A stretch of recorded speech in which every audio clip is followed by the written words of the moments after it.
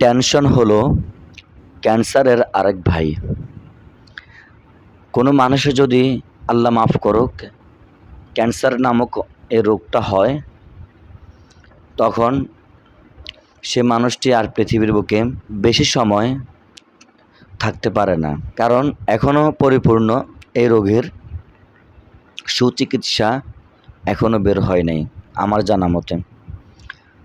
ঠিক তেমনিভাবে কোনো মানুষ যদি টেনশন করে, এই টেনশন করতে করতে একটা সময় তার ঘুম আসবে না। তার কোনো কাজের মধ্যে ভালো কোনো কাজের মধ্যে তার ফোকাস আসবে না। মানসিকতা ভালো থাকবে না। সারাক্ষণ সে হতাশায় ভুগবে। এজন্য কোনো মানুষ যদি টেনশন করে তার ঠিকমতো ঘুম হয় না। কারণ যখন সে ঘুমাতে যায় তখন সে একা একা হয়ে যায়। আর এই একা একা যখন হয়ে যায় তখন তার সাথে ঘটে যাওয়া জীবনের অনেক কিছু তার চোখের সামনে ভেসে ওঠে। আর সে আফসোস করতে থাকে মনে মনে। আস্তে আস্তে দীর্ঘটা সময় মিনিট গড়িয়ে ঘন্টায় যায়, ঘন্টায় গড়িয়ে কয়েক ঘন্টায় চলে যায়। তারপরও তার ঘুম আসে না। এরপর শেষ রাতে তার ঘুম আসে। দিনের বেলা তো ঘুম যাওয়ার কোনো সময় পায় না, বিভিন্ন ধরনের কাজ কারবারের কারণে, সংসারের কারণে। তো একটা সময় তার ঘুমে ব্যাঘাত ঘটে যায়। অনেক সময় এই টেনশনের কারণে ঘুমের ঔষধও অনেকে খেয়ে থাকে। এই ঘুমের ঔষধও কিন্তু খেতে খেতে একটা সময় তার এই ঘুমের ঔষধে তার কোনো কাজে আসে না। কারণ ঔষধটাও একটা সময় কাজ করে না। এটার কারণটা কি? আজকে আমরা জানবো এই টেনশন থেকে কিভাবে আপনি মুক্তি পাবেন, আর কিভাবে শরীরটাকে রিল্যাক্স করে সুন্দরভাবে লাইফটা এনজয় করতে পারেন। প্রিয় দর্শক, আল্লাহ রাব্বুল আলামিন ছাড়া এই পৃথিবীতে আমাদের আপন কেউ নেই। আপনি মা, বাবা, ভাই, বোন, আত্মীয় স্বজন, স্ত্রী বলেন, সন্তান বলেন, এই পৃথিবীতে একমাত্র আল্লাহ ছাড়া আপনার আপন কেউ নেই। কিন্তু আমাদের মা, বাবা, ভাই, বোন, স্ত্রী, সন্তান এদের প্রতি আমাদের দায়িত্ব আছে, কর্তব্য আছে। কারণ আল্লাহ রাব্বুল আলামিন স্ত্রী, সন্তান, মা, বাবার যথাযথ হক আদায় করার জন্য আমাদেরকে বলে গিয়েছেন। আমরা তাদের হক আদায় করতে হবে। দায়িত্ববোধ হিসেবে আমাদের দায়িত্ব পালন করতে হবে। কিন্তু এই জিনিসটা মাথায় রাখতে হবে যে এই পৃথিবীতে আল্লাহ ছাড়া আপনার আপন কে নেই। তো অনেকে অনেক আঘাত দেবে, কষ্ট দেবে, এটা স্বাভাবিক। ঠিক আছে? যে আল্লাহ বানিয়েছে আপনাকে, সে আল্লাহ আপনার আপন। স্বার্থের জন্য মা বাবাও চোখ ফিরিয়ে ফেলে, স্বার্থের জন্য স্ত্রী তো দূরের কথা। ছেলে সন্তানকে এত বড় করেছেন, মানুষের মতো মানুষ করে, অনেক সময় দেখা যায় ছেলে সন্তানরাও মা বাবার খোঁজ নেয় না। অনেক মা বাবাকে তো বৃদ্ধাশ্রমেও যেতে হয় একমাত্র ছেলে সন্তানদের কারণে। আপনারা সকলে জানেন।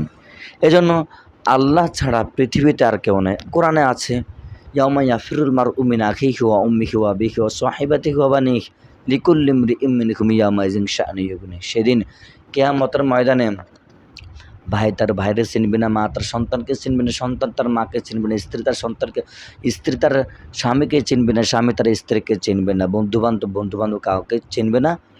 লিকুল্লি ইমরিইম মিনহুম ইয়াউমাইযিন শাআনুন ইউগনিহি। সুতরাং কিয়ামতের ময়দানে কেউ কারো কোনো কাজেই আসবে না। এটা তো আল্লাহ কোরআনে বলে গিয়েছেন। 1450 বছর আগে কোরআন মাজিদ অবতীর্ণ হয়েছে। এটা আল্লাহ বলে গিয়েছেন। এই পৃথিবীতে আল্লাহ ছাড়া আপনার আপন কেউ নেই। ঠিক আছে? এটাকে মাথায় রাখতে হবে সবসময়। আর যতদিন বেঁচে আছেন ততদিন বিপদ আপদ বালা মুসিবত আসবেই। কারণ আপনি বেঁচে আছেন দেখেই তো আপনার বিপদ আসছে, বেঁচে আছেন দেখেই তো আপনার রোগ আসছে। ঠিক আছে? তো এটা নিয়ে আপনাকে কোন পন্থা অবলম্বন করলে আপনি এই বিপদ থেকে কেটে উঠতে পারবেন, রোগ থেকে মুক্তি লাভ করতে পারবেন, সে বিষয় চিন্তা ফিকির করে সেইভাবে পদক্ষেপ নেওয়াটাই হলো বুদ্ধিমানের কাজ। ঠিক আছে? তো এগুলো করতে হবে।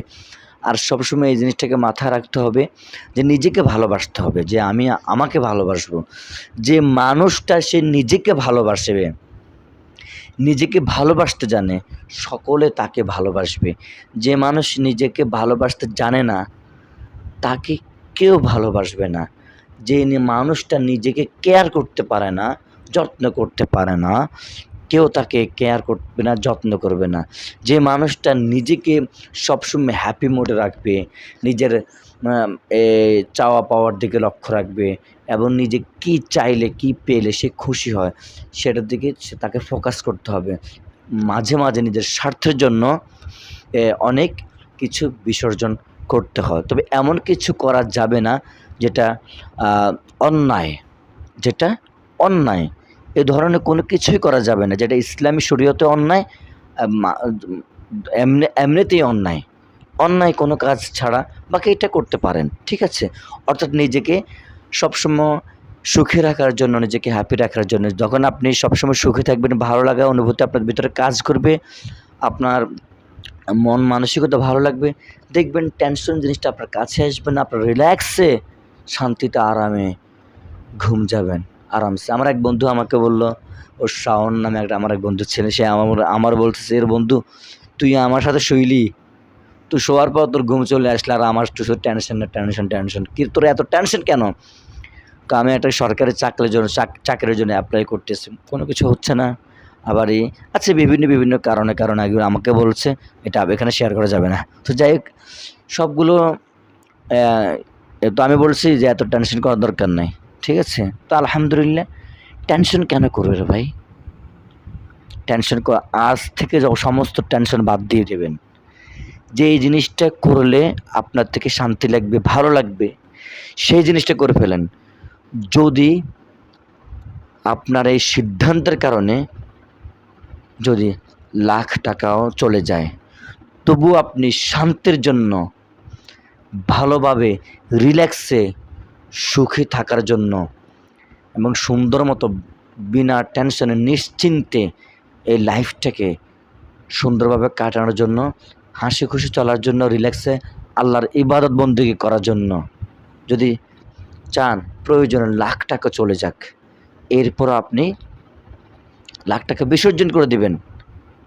তবুও আপনি এমন যে সিদ্ধান্ত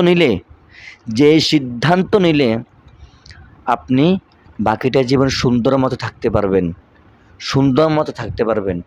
রিল্যাক্সে সবসময় আপনার ভিতরে শান্তি অনুভব হবে। আল্লাহর ইবাদত বন্দেগী করতে পারবেন। সেটা আপনি করে ফেলুন। একটা কথা না বললেই নয়। অনেকে আত্মহত্যা করে।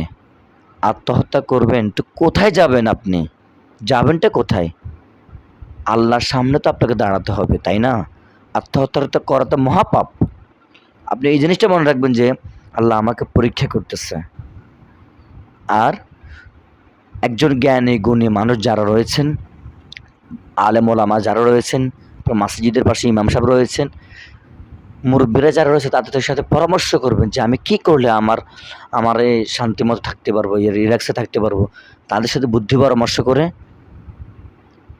পরামর্শ নিবেন। তাহলে আশা করি এই ধরনের কোনো চিন্তা আপনার মাথায় আসবে না।